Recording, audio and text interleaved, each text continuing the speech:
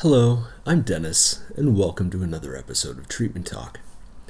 In this episode, the subject is the COVID 19 pandemic and how it's changed our recovery.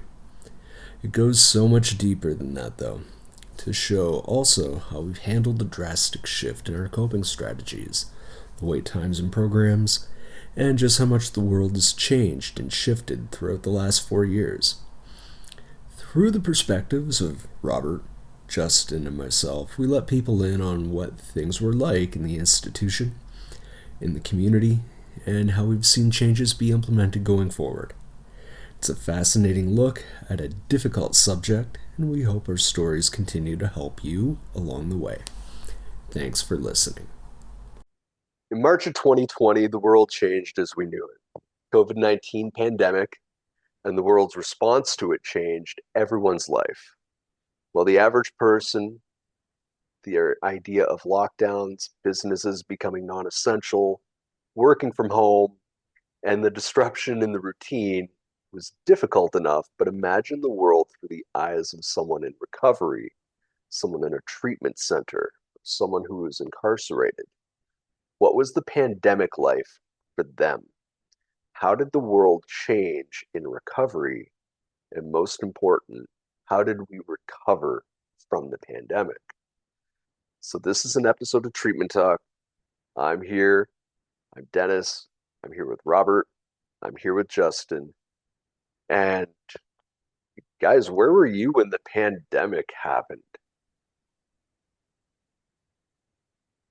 Because we got to go back to Right? March of 2020 on that. I was not yet incarcerated. I was actually working uh, until I was let go due to being not essential.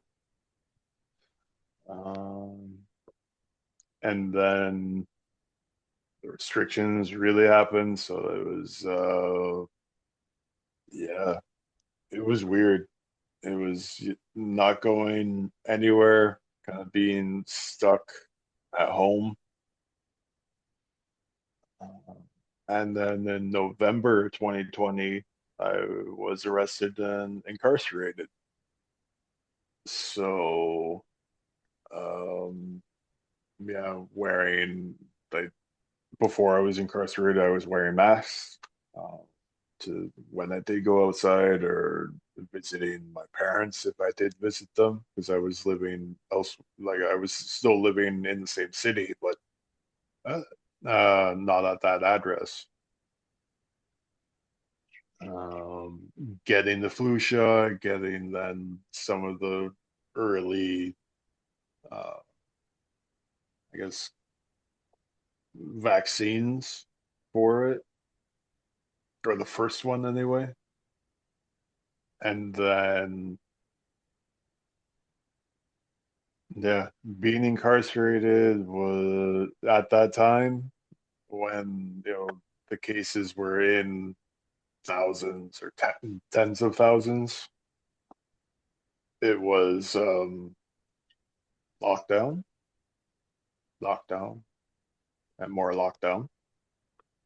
And It was, lockdown, it was not in the sense of you're stuck in your apartment, not in the sense that, don't go outside. Lockdown in you're in a tiny little cell and yet probably still I mean, I actually have no frame of reference on being incarcerated during a lockdown thing for COVID. Like what what measures were put in place to protect people going through the legal system at the time?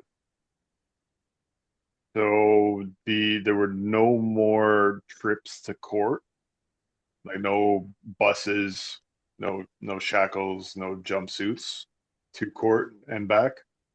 Everything was delayed. So more or less you might get out of your cell once for 20 minutes in a week if you were lucky, depending on if there was enough staff to let you out. if there were nurses to give you your medication. And you said if, not when. If there was also overcrowding, especially at Maplehurst, a lot of the smaller jails are what we call buckets, home buckets, which ship to the super jails or the bigger institutions like a Maplehurst, like a Penetang machine, like a Lindsay. And then eventually there was an outbreak where I was at Maplehurst. There was an outbreak. So no one was leaving the facility, no one was coming in unless you were being released from Maplehurst. During that time, the overcrowding got so bad, I was in a cell with three other individuals. You can't social distance. Like that word Mm, goes out the window at the the moment someone else is in a cell with you. yep. And that's the cell I was in could comfortably house two, but there was still no social distancing, even with two people in that cell. Imagine bottom bunk, top bunk, one guy underneath the tables where you eat, and another person near the toilet that all four of us now had to share. In Uh, Barton, we had three in a cell during that time frame. Um, which I mean, you had enough room to go to the toilet, but there was no room for a fourth bed. Um, the dorms were packed. We when we went through it during COVID, we did get rotating time out on our wing. We also had it where the whole wing got out as long as no one had COVID. On the fifth, when I was on the fifth floor, we each got an hour out per day, unless there was lockdowns. If there was lockdowns, then it was, well, we're locked down. So, um, yeah, that was before OCI. OCI for me, we had rotating times out when there was an outbreak, cleaning materials, making sure you wipe everything down. We each had our own individual room at OCI when I was there when it was in Maplehurst. Um, masks on. The second you're out of your cell, mask on. If you didn't have your mask on, all privileges were taken away. That was that. When we had group meetings and that, you had to somewhat social distance. You had to wipe everything down, wipe down all the tables, spray everything down. When we had our house meetings, you had to, like our wing was together. And then when we got our time in the day room, once our time was up, which was on hour rotation, sometimes a couple hour rotation, we had to wipe it down. Um, Same thing with showers. Like it was very heavy protocols on cleaning. And if you breached it, all privileges were taken away, period. Like you'd lose TV for the whole weekend just for not having your mask up. Um, it was zero tolerance, which it had to be because every time there was an outbreak, it's everybody back to their rooms. Protocol during COVID timeframe was period masks on, and then timeframes on rotations. But the second there was anybody that tested positive, everything was locked down on OCI, and we had a lot more free range in OCI than we did in Barton or Maplehurst, like a lot more. Anyways, And just the fact that you're referring to OCI, which is Ontario Correctional Institute, and normally that is a physical building. Here, yeah, where I happen to be in Brampton, in the city that I live in, but during uh, during COVID, that essentially got shut down, and they shipped, as you said, everyone from that building and that facility to the Maplehurst Correctional Institute in Milton, and tried to run that there, still continuing what they could on treatment programs going, but like almost a facility within a facility, Yeah. for lack of a better word, right? I mean, Yep. and this is not something I was there for. I didn't see this, unfortunately. Well, fortunately, I say, but like I only have the secondhand knowledge, and so I'm kind of relying on your experiences on that because I was, here out in the community working and dealing with a different kind of life on life's terms at that point, rather than, being inside. And I mean, I have my own perspectives, but uh, I can only imagine the shock to the system of being incarcerated or doing an in-person treatment during the time. I know that on the outside, we're hearing all about it because of volunteers that are communicating back and forth. Like we get trickled updates on what it's like in there, or as people are coming back to the community, and we hear about the things changing, and I feel so bad that so many people, and it hasn't quite recovered yet, but didn't get the full proper treatment experience. Like, describe how treatment was in OCI with all those pandemic restrictions going Um, so uh, I, I never got the privilege of going to OCI in Brantford. I was supposed to plead out in 2019 to 2020, and right when I was going to plead out and then go for OCI, see if I applied, COVID hit, so I ended up staying out and holding off working and all that until my second charge, um, and then I did plead out, and then I got to go to OCI. At the Maple Arts building, they tried the best they could to give us all the programs they could, getting AA and fighting to get NA, BPM. They were there every Thursday, whether or not they got in the building. Um, and I I was there for 14 months or 13 months in OCI, and I got to go through three full cycles of the BPM program, which is really good. Um, we were having trouble getting the Nilo, just to be able to come in, but they successfully managed to get Nilos coming in, and they have a great Nilo program, and they were able to do that in the Maple Roof building.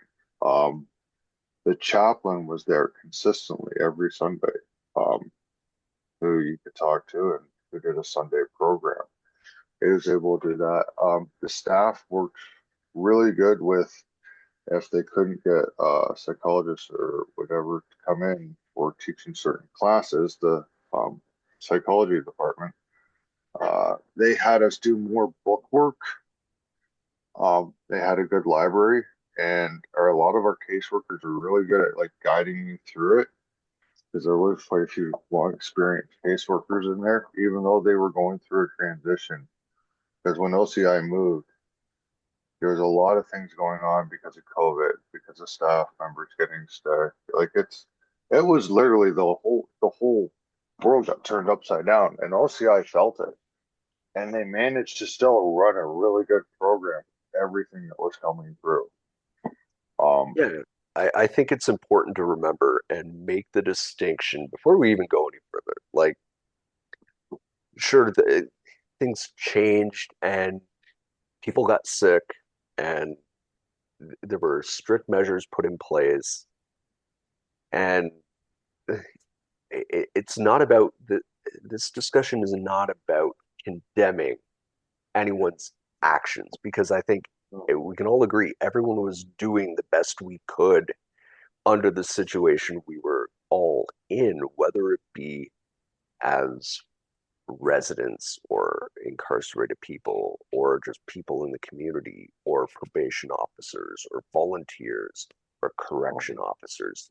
Everyone was doing the best they could with the information that they had and the guidelines that they were given and the resources that they were given too. So before we go any further, let's make that clear. But we're talking about our experiences and what's changed. Yeah, I am personally myself, I'm very thankful with that. I'm very thankful. I went through the OCI there during the COVID restrictions and having them lifted. It gave me a chance to slowly come out of my shell um to work on myself even deeper. Um, I had a really good caseworker that helped guide me. I got into journaling. I don't journal as much now, but I had a hard time with doing paperwork and that, and they had a teacher come in, help guide with literacy and giving me little assignments on spelling and just grammar and stuff like that. Like the options that they offer, if you're willing to chase after it, the resources there are, it's up to you to use them. Like, because there's a lot. I mean, there's a lot of books to go through. Their library and their counseling books is incredible what they have there. Um, yeah, and the group sessions and the group classes like FFSA or SOS. And those are more intensive, addiction Yeah, specific treatment programs run by professionals in the treatment centers. like they really know how to dive in. Like, yes, you are incarcerated, but it's a blessing if you get in there because it's a heavy treatment center in incarcerated. And you have to own your end of it. You are not going in there feeling that you are a victim. Like that is not going to fly. It's you're here for a reason. Own it, work on it, and move forward. And yeah, um, I'm thankful I actually got to go to OCI. Like not that I was incarcerated, but that I got to experience. I think you know what I'm trying to say. Yeah, that you were given the opportunity to uh, be given a gift within the system of you're not just going to be a body packed in like sardines. There is a way forward, and if you work for it, treatment is still there for your problems. It's weird how it changed because of the pandemic. Everything kind of slowed down so much. Like in terms of you were talking about the legal system aspect of it. Like there were no more in-person court appearances. They can do those remotely and uh, via things like Zoom or just calling in. But that slowed the process down. And so what might be a 3 month process or a 6 month process in a legal system becomes a year long. They get backlogs and they're even just now kind of clearing through that from what I've been told. And uh, because they could only have so many people going into OCI as the treatment center, the population normally would be, when it's at capacity, around 220 or so. But there weren't that many people there, were there? We were Under lucky 30, yeah, maybe. plus assessment, 30 plus Yeah. assessment. Yeah. Yeah, 30 treatment side Mhm. and another what, 15-ish assessment. Assess. Yeah, it's what it basically it was 10 a wing, give or take. Mhm. Like Yeah. give or take, it floated. Yeah. And Yeah. so those resources, they're giving what they can. They have kind of making it up on the fly for an outsider's perspective, which is what we all kind of have, because I didn't sit in on any of those meetings. They wouldn't have me. They definitely wouldn't have either of you either, right? But Oh, we saw in our own way the end effects of it. Uh, I mean, I remember being because I was mostly working at the time, and my job is in a grocery store. I was an essential worker. I never stopped working. And so the realities of the pandemic didn't really hit me at first. I was going to work, I was making fairly good money, and I continue to have the same job, and I'm still feeling valued. But I remember seeing, like, okay, probation appointments go from being in person to and when you're in person with a probation officer, you can, when you trust them and when they trust you, you can use the most of that time. You can talk it out, you can open up. And there's a big difference between having an in person, face to face, sitting down conversation and a quick little phone call, because that feels so impersonal. And I don't think I'm spreading any misinformation here by saying 2020 and 2021 here in Canada and the US were some of the highest years ever for overdose deaths Oh, yeah, it was by insane. far. And Oh, those are numbers that thankfully are now going down. But we lost both people in that in day with 15 and 30 years clean. Like just things you never see coming. yeah, both inside institutions and outside. yeah,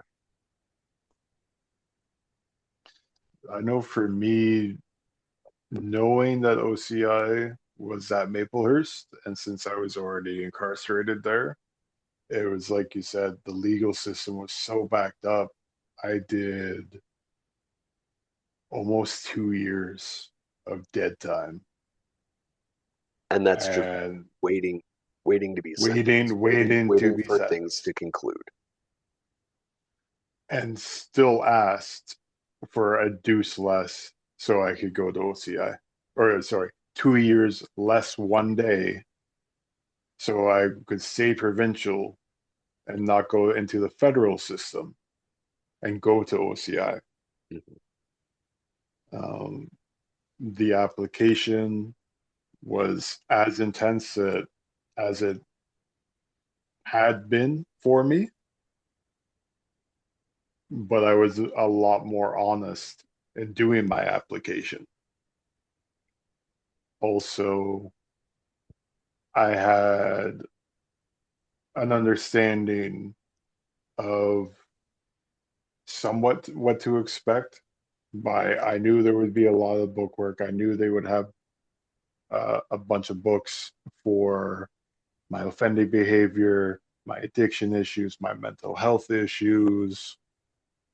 I just didn't know about the clinical programs that they could run with the restrictions of, like you said, then it's a facility within a facility. And also what caseworkers would be available, or what correction officers would Yeah, turn into case managers, because some of the Maplehurst staff, because OCI was at Maplehurst, some of them, when the guards rotated where they were working, got to be at OCI. Some of them did not make the best caseworkers, but I digress. Some of them turned out to be great ones because they wanted to help people. yeah. Well, because it's important to remember, Greg, that they're human too, and they come with their own mentalities, mindsets, skill sets, strengths and weaknesses. But I'm I'm glad in your case you were able to find some good ones because they are there. For me, the it was never the amount of book work. Um, it was kind of being challenged by my caseworker, by the sergeant. And unfortunately, I knew the sergeant from being at the Brampton facility prior. So the expectations I had on me from that particular sergeant, I won't name names, and then the expectations I had for myself to, okay, I need to put in everything I have in my being to get as much out of that of OCI. And then,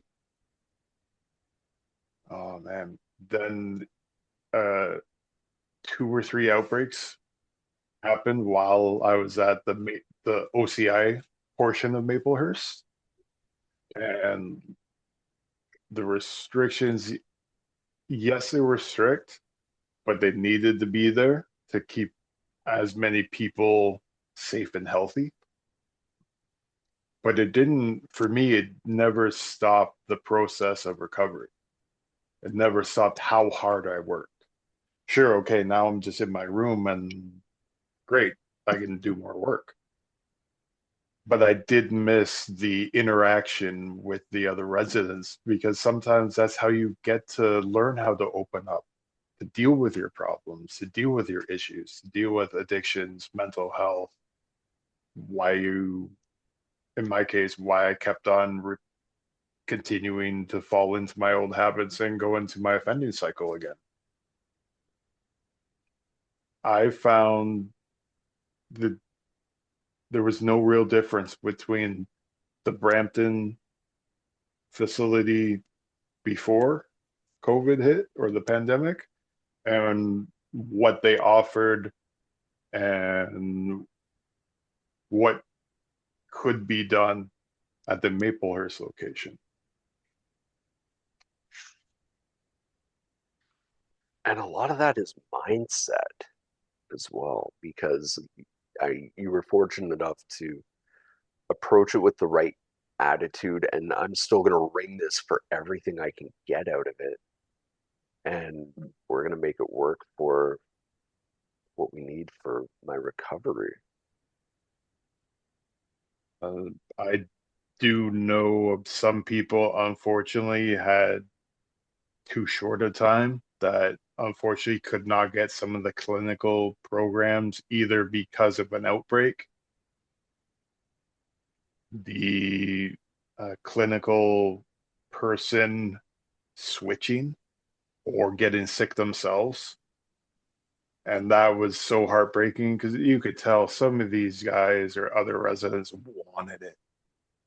They wanted the change. They were offering to sign away what we call good time, or so in the provincial system, you serve 2/3 of what you're actually sentenced.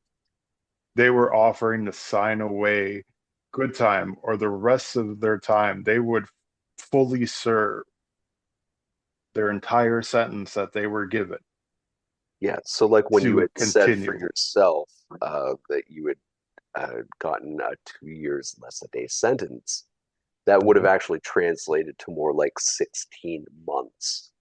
Yeah, 16 months out Plus of the 24. rest of it being what they would call earned remission. Yes. Or, We, yeah, that's we actually had 2 people on our wing that did sign away good time. And were able to make that. But they came in and they didn't have 2 years less a day. They had like I think 14 months, something like that. They had shorter time frame, which was something unique that was happening at Maplehurst when OCI was at Maplehurst. As a general rule, I understand you need to have somewhere close to 2 years less a day, so that way you're at OCI for 13 months. I'm not sure what policy is now, or I'm not trying to get into any of that. Just saying there was a few members who had shorter time frames that did manage to wave away good time and stay in the program a bit longer just to get that little bit of extra help that OCI really offers if you want to come after it. I also found that some of the staff um, went above and beyond Yeah. what I remember some of the other caseworkers doing at the Brampton facility because they knew or because they didn't know when another outbreak and when the face not the face to face but the different conversations between other residents might not happen. The case conferences or the small house meetings where sometimes that's where some people get that aha moment and it finally clicks in or that light bulb goes off and oh okay, so I understand, like I don't have just my direct victims, I have indirect victims, or the empathy aspect of there are other people besides me that I need to feel things for, or someone has a breakthrough with their addiction. Okay, so this was the root reason or the root problem why I started using substances in the first place, or this is why I offended, or this is why I reoffended. Or even just how you would respond to getting news from home. Yep. Like, because, phone calls might still happen, letters might still come, or you just hear through the grapevine someone would tell you what's going on. So and so got sick with COVID. What are you going to do? That panic, that worry, and being able to cope with that. Like, what kind of toll did the pandemic take on your mental health?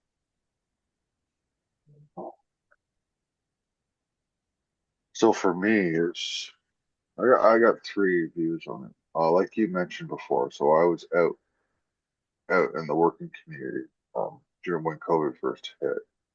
I was supposed to be going into incarceration like 3 weeks after like COVID hit, but it took 2 years before I went in.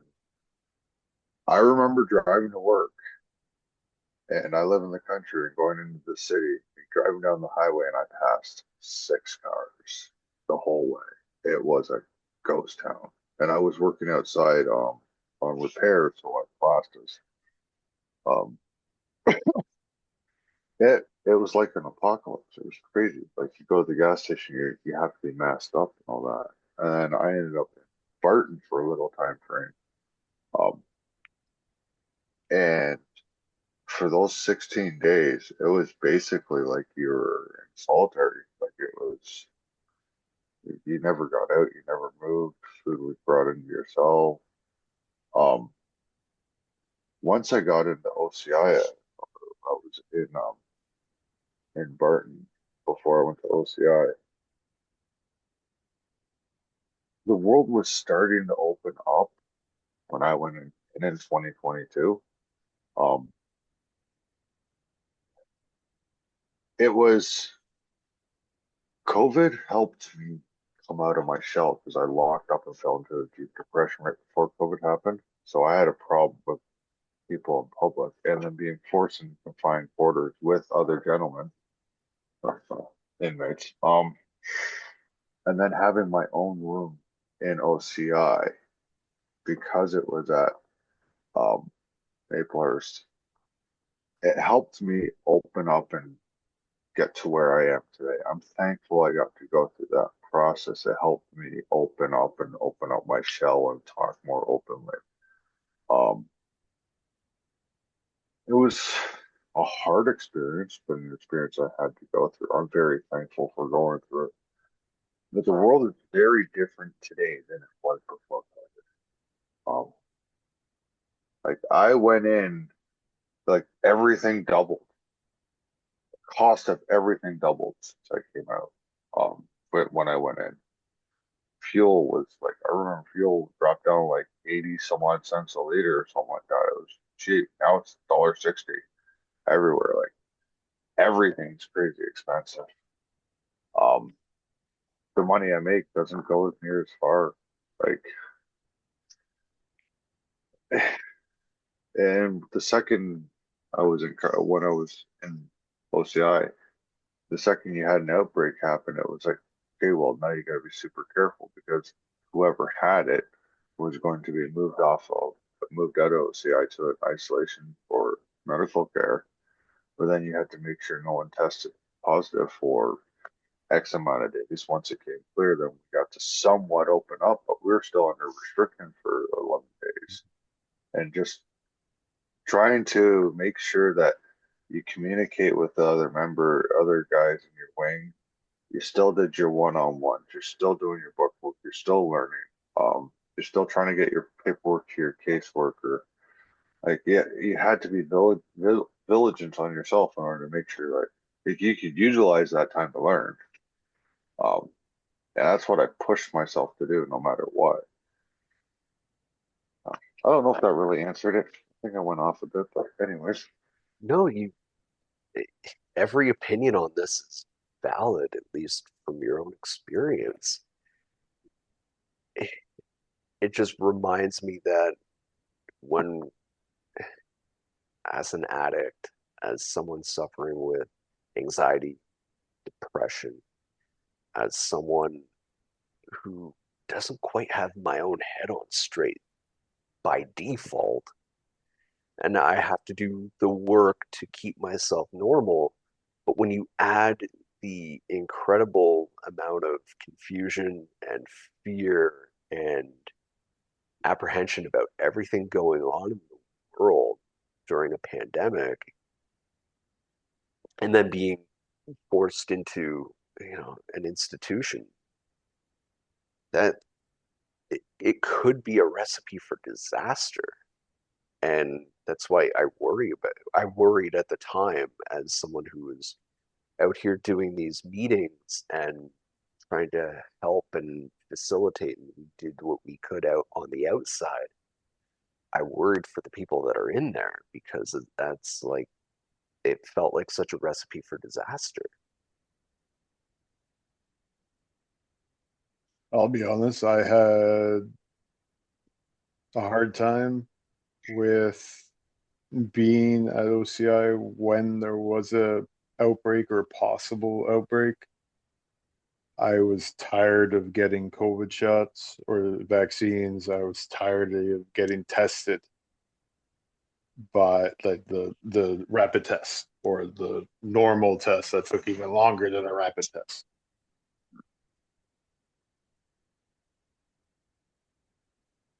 There were times I thought about just going back to the Maplehurst side instead of continuing on with treatment, because the the work range for Maplehurst was still working.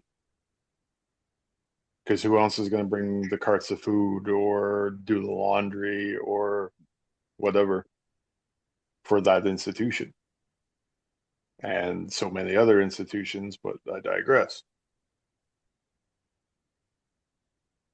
So it took a lot of like talking to the other residents that were on my wing, talking to my case manager, the social worker, the sergeant, the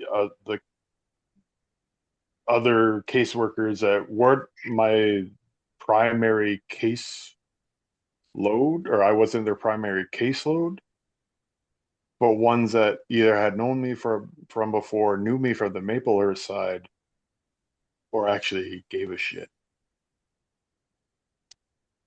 Um, they it's a bad saying, but they talked me off the ledge of wanting out of OCI, giving up on myself, and giving up on my recovery journey.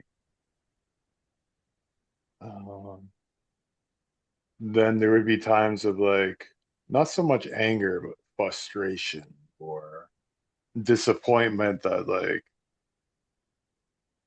we're just about to get off the restrictions, and then someone messes up. I found that sometimes infuriating, or someone didn't clean the phone after using it, or someone didn't clean the table, or so like, I found my anger issues got a little bit worse during that time. Um, I found my depression got a lot worse when an outbreak happened, because I miss the converse. I guess the ability to conversate with other people. When we like, I loved having my own room. Don't get me wrong. Like, um, because I was released in February 23. So more or less after everything kind of had died down, or had died down maybe for the first kind of time, and then because we were at the point where we didn't have to wear masks anymore at all, uh, unless we were leaving the unit, and like we were able to work. We were actually bringing the meal carts. Yeah. Um, Which might not sound like much, but that's a responsibility, and exactly. it, Gave it's us that's a purpose. trust put in you. Yeah, and as someone who's kind of been there myself, it's like any opportunity you get to be given the privilege of not being on the unit, getting to do whatever you want, like you're trusted, and there's a little bit of a pride put in you in a healthy way. Like I've got this little task, but this is mine, and I can do it. It's an Like, accomplishment. like to go off of what you were saying, like you left in February 2023. I was there until January 2024. Um, they worked adamantly on visitation, on fixing the mail, getting the mail in quicker. They had a lot of trouble when they were in the Maplehurst facility, but they managed to get us in the kitchen for some weekends. They got us carts for job opportunities. Visits were at 11, and eventually we managed to get in-person visits once restrictions were lifted. They worked with everything that was going on. OCI worked diligently on trying to get us more opportunities to have jobs, to do outside care, to just anything to run the program. And it showed even with the transfer of employees, like the they worked diligently on giving us the opportunities that if you wanted to learn, it was there for us. And yeah, it was with everything that went on, it was incredible seeing what they managed to do for us. Um, yeah, like I am thankful it was at Maplehurst. Um, I don't know what it would have been like at the other building. Never been there. I don't do well in dorms. I don't do well in sharing my room. Um, but like you mentioned, the challenges of if somebody didn't wipe down the table and we lost all of our privileges. That with the way it was at Naples, it challenged my anger and forced me to work on it very quickly. Because all of a sudden, if I lost all my privileges because someone didn't have their mask on, it's not my fault. Now I'm taking responsibility for someone else's actions to some degrees, or getting the consequences of it. I've got to process that because that still happens today in the real world. I can't freak out and start yelling and screaming. It's not going to get me anywhere. So, because of the way some of those things that were going on there forced me to deal with things that I never thought I was going to have to deal with, um, like or work on it. A lot of things came to light that I had to work on because it was there. Yeah, we were fortunate with the wing that we had. a lot of us during the lockdown time frames, as long as the person that was sick had already left, and they weren't on the wing anymore, then we could have our doors open. But everyone had to test not positive. Like it wasn't. Um, but then bunch of us would be in our rooms, have the doors open, and we'd be sitting, and then we'd just kind of talk all together through the hallway, and that we'd have full conversations, like 4 or 5 of us. And I was fortunate with the wing we had that we were talking about our issues and what questions we had and what other people's thoughts were on us. So if you wanted to chase after the treatment, it was there at all times. Like it was. I'm thankful for what it was. Like downstairs, we had the guitar. Um, Yep. when COVID wasn't going on, you go play the instrument.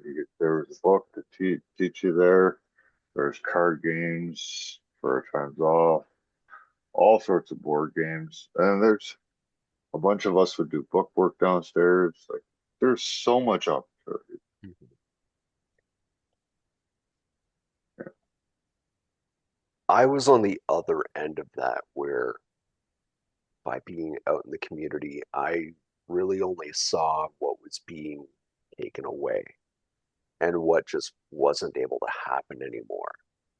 For myself, one of my favorite support programs was a group called the Dismas Fellowship.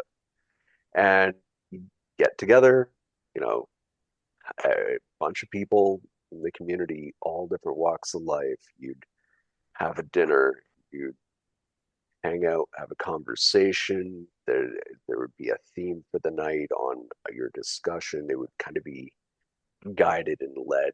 There would be music there. I was really lucky to get to be not just an attendant of that program, but I got to be a volunteer there and a leader, and I got to do the music because it's what I like to do, and they wanted someone to help out with that. And that was taken away during the pandemic because, okay, well, we can't gather together. I mean, churches were basically just can't get together on those, got to do those online. But when your whole program is all about literally being in the same room, sitting at like the same table, sharing food and like breaking bread and fellowship, it's like the pandemic put a quick stop to that. And as restrictions were lifted, we were able to, yeah, we'll meet out in the church parking lot outside because we can't be inside. And then it was, okay, well, we can get back in. We have to wear masks. And they noticed that uh, they weren't having as many people attend. And so the Brampton chapter of Dismas just this last year, as people were, most of the leadership team respectfully decided, let's move on. And uh, we had one final celebration back in May. And now that program isn't there. And when the pandemic was happening, like we could almost see the writing on the wall and asking, like, are we going to get back together? Because unlike Brampton Prison Ministry, we were able to adjust in Brampton Prison Ministry where, okay, well, we used to sit together in a room and drink coffee and talk. Well, now you can drink coffee at home and we'll get together on Zoom and we'll talk. And I mean, that's one of the benefits to how we're doing things now. It's the good thing that came out of the pandemic. The only reason why this is being recorded right now, because all three of us are in different places, is via Zoom and being recorded remotely. Taking advantage of technology was one of the upsides for the pandemic. I know How I'm did extremely thankful for Zoom. Go ahead, Rob. sorry, how did because I remember about Dismiss because there was also when I lived in Toronto before there was a Toronto one. How did losing that affect you, Dennis? And like your path to recovery? It it sucked in a way because it was like I lost one of the things that really made me feel like a healthy, good contributing person in my community, and not just like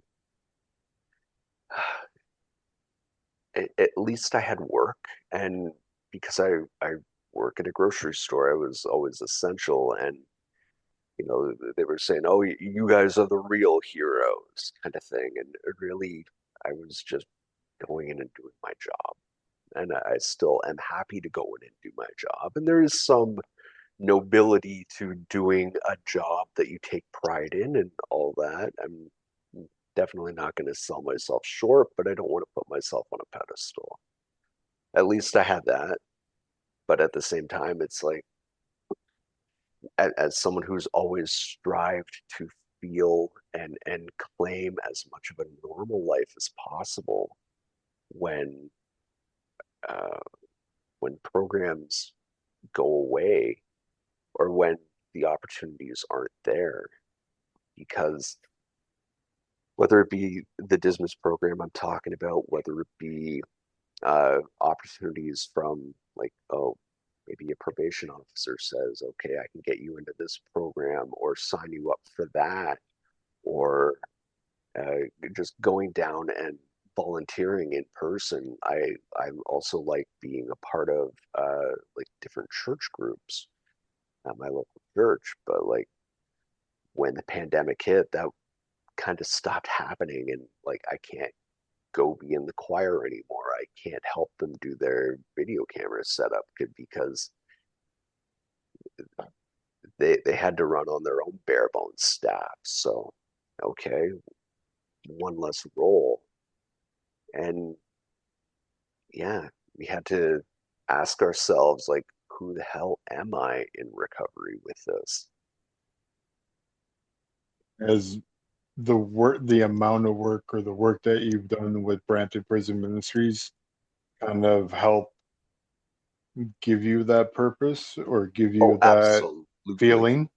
Okay, good. I was Absolutely. gonna It, say, it, it not only makes up for it, it kind of shifts things in a new direction. I am very thankful to have my role within Brampton Prison Ministry now, helping out and volunteering. But at the same time, I'm not here just to be a volunteer. I've got my own background, I've got my own experience. It's weird how, and I'll talk about volunteers in a minute, but sometimes the volunteers need the meeting as much as the people that are forced to go. um, but yeah, having those, even now, we usually do a once a week Zoom meeting where I'm thankful enough to be able to facilitate sometimes when I'm coming up with a topic. I still try to think back to those early days of recovery. I try to even take it back to the core elements of um, what addiction is, what my mental health struggle is, what anything is, that because the pandemic kind of reminded us we're all in this together, right? And it's not just buzzwords. Like, we're all coping, we're all struggling, and shit got real, whether you were someone who didn't have a job or whether you were a CEO. All of a sudden, your world started crashing down. Some of us had better lifeboats, but at the same time, we're all lost in the same sea. it did find after being released that, yeah, the world was definitely different, especially when it came to recovery, because now like 12-step meetings are on Zoom or a combination of Zoom and in person. Um, I did find Canadian Mental Health Association maybe it was just the Mississauga branch or where I was in Mississauga was also very interpersonal. It was only phone calls, and that's only if my worker would pick up his phone or get back to me. Um, I found in London, like the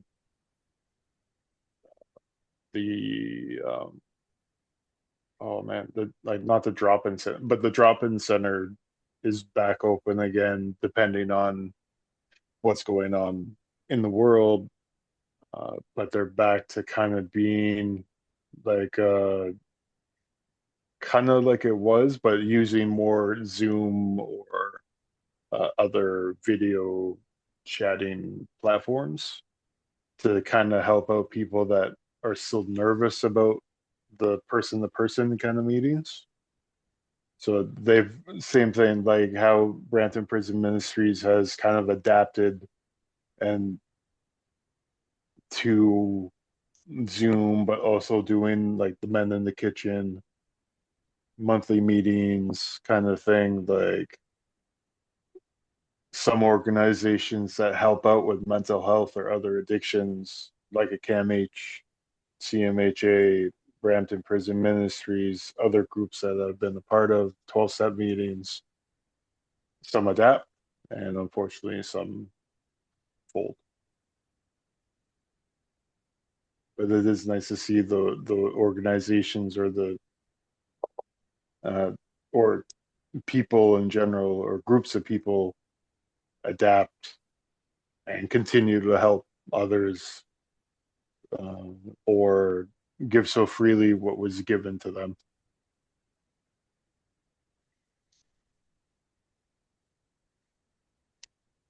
I find that if somebody wants recovery, the same as when you wanted drugs, you're gonna find it. It doesn't matter where. Because I know when I was in active addiction, it didn't matter whether I was in the city or if I was in the most remote town out there. I could find it. I would.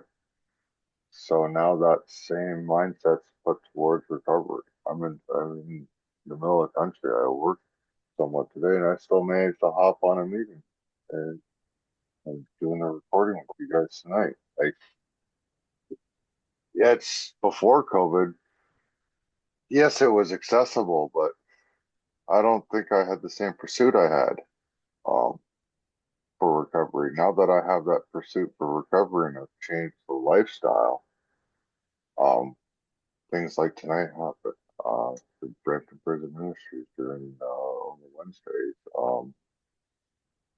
The other support group I go to is in person, but I get one of the members to pick me up for that in Hamilton. I got to go to my celebration this week for my medallion, and I actually got to be in person and a meeting.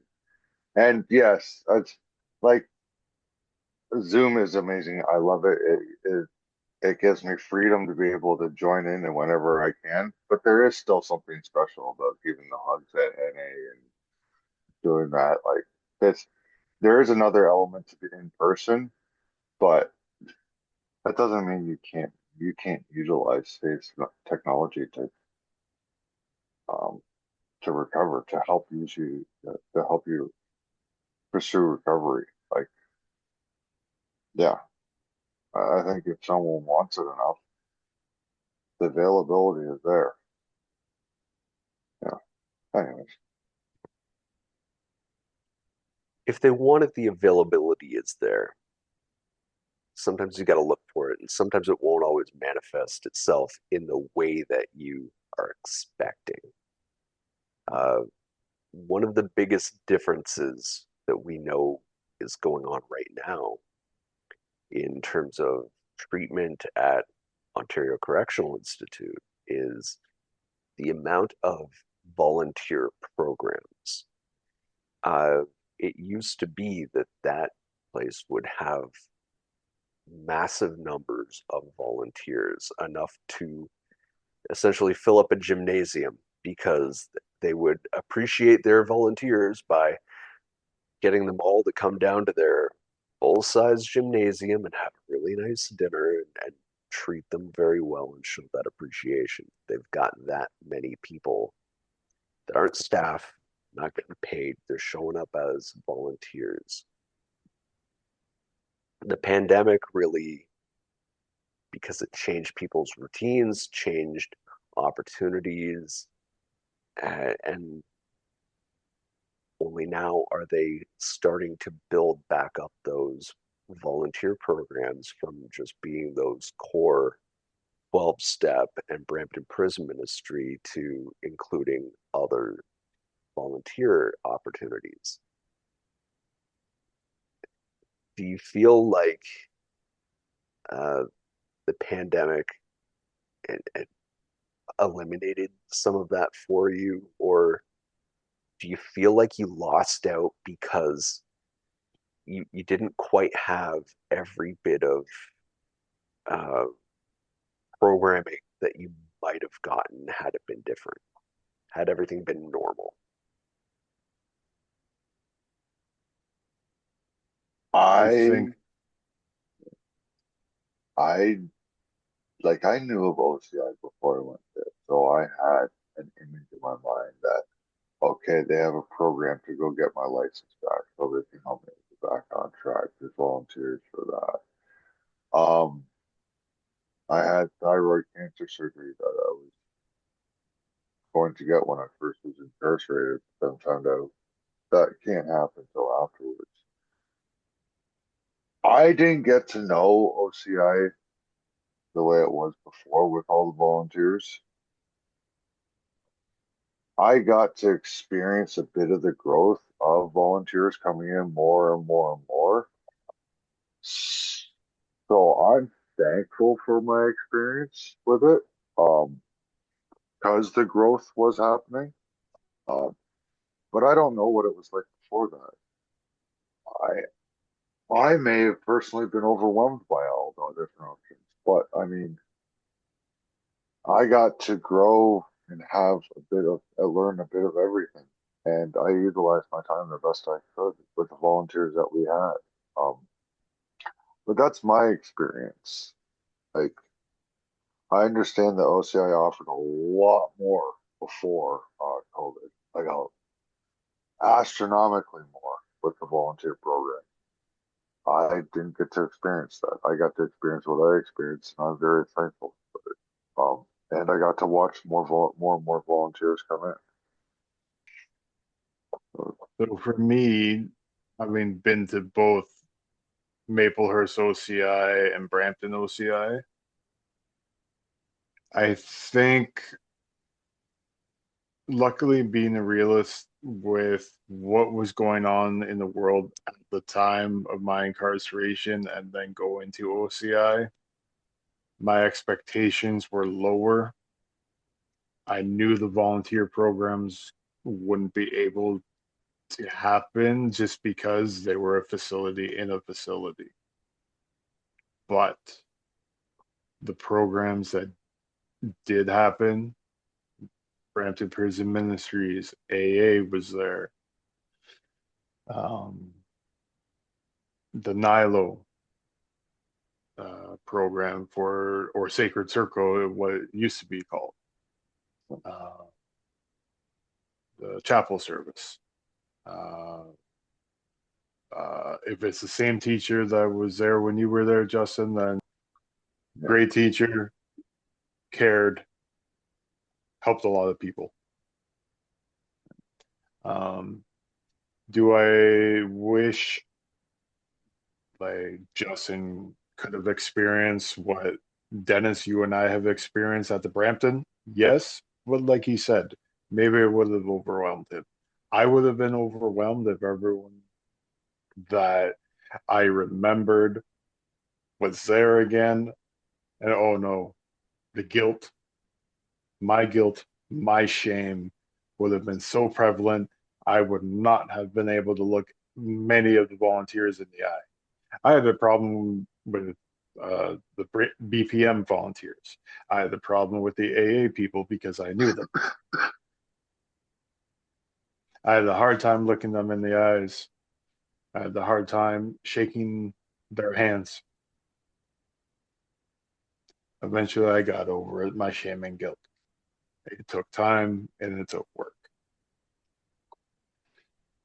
But now with some it being, going on and moving forward with restrictions and COVID and stuff like that, I do hope that the new residents, the new men that get to go back to the Brampton facility now, get to experience some of the volunteer programs that Dennis, you and I have been able to experience.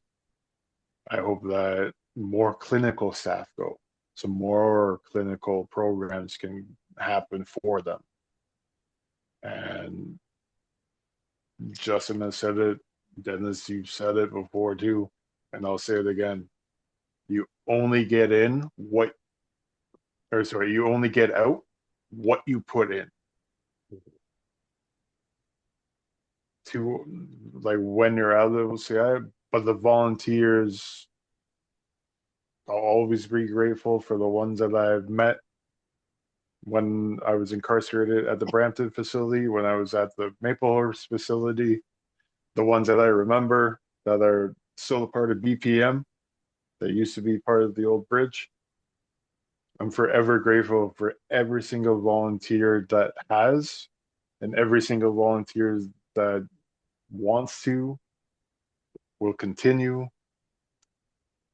to be a part of Ontario Correctional Institute, Brampton Prison Ministries, or any support group that I'm a part of.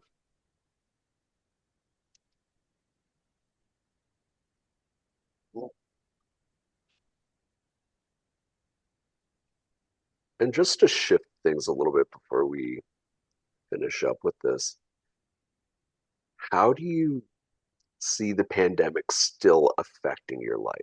Like, what has it taught you, and has it shifted your mindset in general?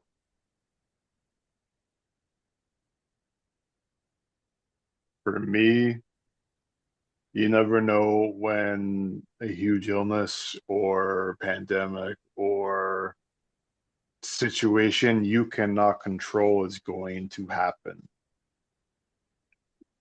Um, for me, I took a lot of things for granted pre-COVID, probably during. So now I choose to live life one day at a time, like it's going to be my last, because I never know if it's going to be.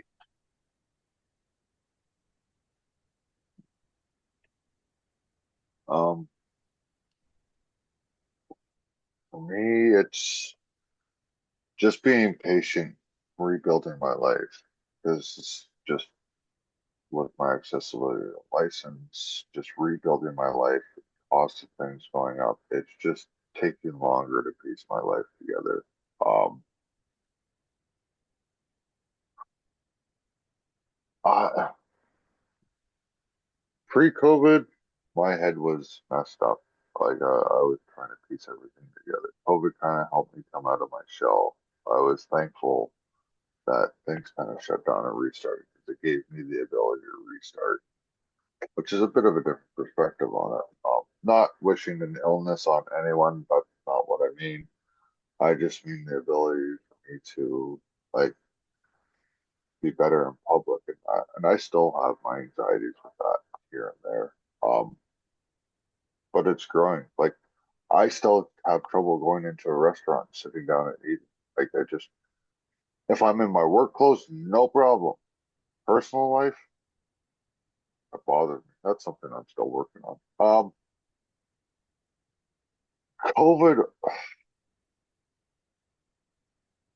COVID got to show me who my real friends, who's actually close to me, who's actually family. Because, like, you know how you have all those superficial relationships.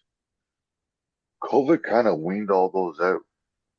Um, I communicate everyone I communicate with now. I'm very close with, that are in my personal life. That like, and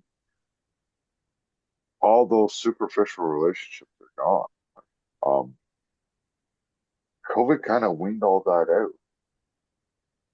It's because like um I don't go to church events and stuff like that anymore, but the people I do still talk to from the church, I'm still in communication with. The same thing with not going to NA consistently. I still have two people I talk to consistently in NA. My other support group, Alan Kane, there's a bunch of the members there that I still talk to consistently. There's a few of them I don't, they've kind of disappeared, but it's giving me more of a solid foundation to who's in my life and real because um, the superficial ones are gone. Now that may have happened anyways, but that's kind of what I've experienced now. Yeah, I haven't really let COVID slow down my life though. I managed. I when I wasn't incarcerated, I was able to work. I just made sure I found an essential form of work to do when I was mentally capable. There was a time frame where I was crashing. I wasn't able to do anything. But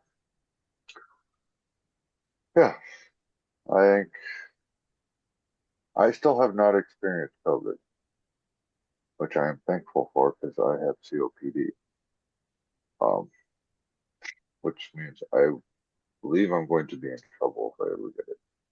But yes, anyways, Uh, I'm also fortunate enough to say I never caught COVID, even though when we were at work and all these customers are coming in, I'm scared to freaking death that because all it takes is one person and it could happen. The paranoia was uh, based on a bit of reality there. Um, but what the pandemic taught me, or the biggest things that I'm taking for my recovery from the pandemic is twofold. I know a bit more of what brings me peace because things like taking the dog for a walk, that was a massive joy that, you know, I still get to do every day. I love that. I needed that. I didn't know how much I needed that until I needed that. And things like, playing the guitar, like having my outlet for me, it worked and I needed that. Those were my peace. That was my center. And it also helped me reconnect and well, not reconnect because I was always connected to my recovery, but revitalize and reinforce those connections because we were all feeling the stress and the struggle. And I knew that I had to be a part of the solution. Otherwise, I was going to wind up a statistic and a part of the problem. So I made sure to stay involved in the programs and, you know, it didn't have the excuse of, well, I'm not going to choir practice on Wednesday with church, so I might as well hop on these Zoom meetings and make sure that I'm here. And I mean, for me, it's like the rest is history. And now we're able to do this, and I wouldn't trade it for anything. I, I've got a bit more of my life figured out because I went through the pandemic.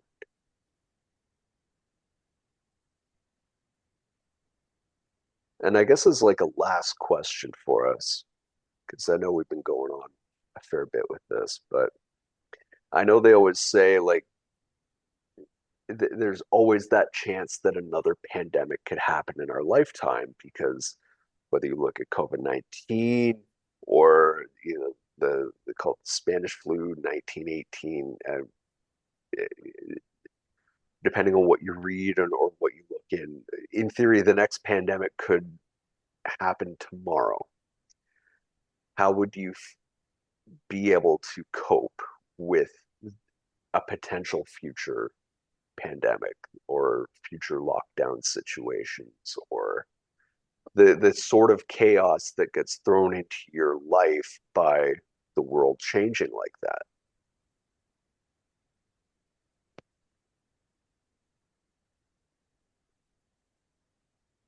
I mean, this might sound a little nonchalant, but that's tomorrow's trouble. Um, if it happens, there's nothing I can do to change it. All I can do is learn how to work around it, live with it, see if there's a way that I can work, see if there's a way I can contribute. I have technology to help me with my meetings. Um, as long as I keep pursuing my recovery, I'm gonna find a way to make it. I can't I can't let my recovery stop just because the world gets shut down and that. There's got to be something I can still do to help myself. As long as I keep that attitude, I'm gonna find a way to push through and make it work. Um, yeah, whatever the restrictions are, find a way to make it work. Find a way to move forward. Um, yeah, because there's no way for me to know what's going to happen from if it was a pandemic, if it was a war, whatever. Um, do the best I possibly can in whatever scenario I have for helping friends where I can. Um, So the perspective of one day at a time. yeah, because that's realistically, if we had the COVID reach a full pandemic outbreak right now, I still have to finish off my patio. Still got to cook dinner tomorrow. I can still hop on a meeting.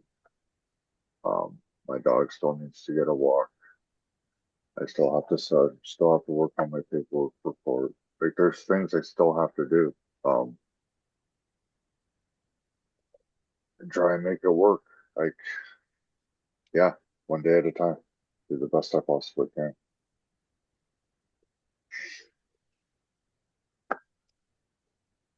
Oh, Justin stole my thunder. I'm just kidding. If another pandemic happens, I gotta remember kind of three things: remain teachable, remain adaptable, and be willing to learn and listen. Listen and follow instructions or restrictions. Um, and Humility also builds just, humanity. Yeah. yeah.